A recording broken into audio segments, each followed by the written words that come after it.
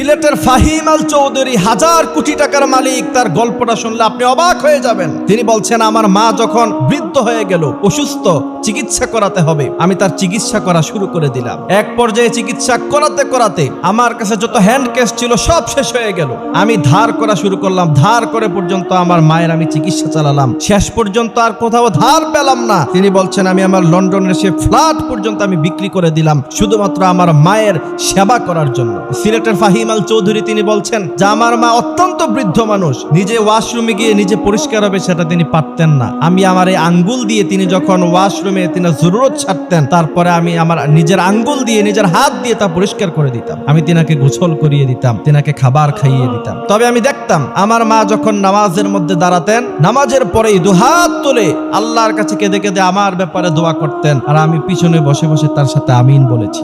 সিলেটের ফাহিম আল চৌধুরী 1000 কোটি টাকার মালিক আজকে তিনি। এরপরে বলছেন, আমার মা দুনিয়া থেকে চলে গেলেন। চলে যাওয়ার পরে আমার তো ব্যবসা বাণিজ্যে আমি সময় দিতে পারি নাই, আমার বাড়ি নাই, গাড়ি নাই, সব বিক্রি করে দিয়েছি। এরপরে আমি আবার নতুন করে বিজনেসের মধ্যে হাত দিলাম। তিনি বলছেন, আল্লাহর কসম করে বলতে পারি, আমি যেখানে হাত দিয়েছি, আমি মাটিতে হাত দিয়েছি, মাটি স্বর্ণ হয়ে গিয়েছে। আল্লাহু আকবার। তিনি বলছেন, এরপরে বিজনেসের যেই জায়গার মধ্যে আমি হাত দিয়েছি সেখানে সফলতা এসেছে।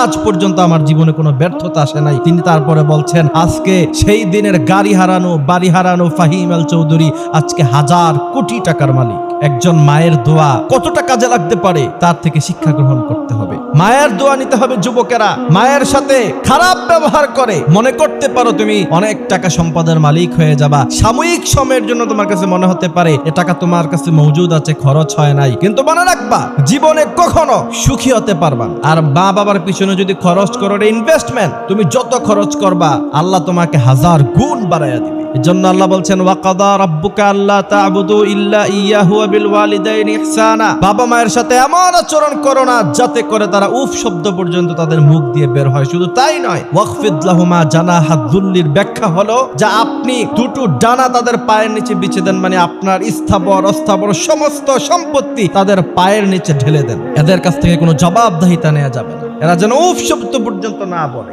যদি এমনটা করতে পারেন, শুধু দুনিয়া নয় আখিরাতে আল্লাহ আপনাকে জান্নাতের মালিক বানাই দিবে। সুবহানাল্লাহ। এজন্য বাবা মায়ের খেদমত করতে হবে।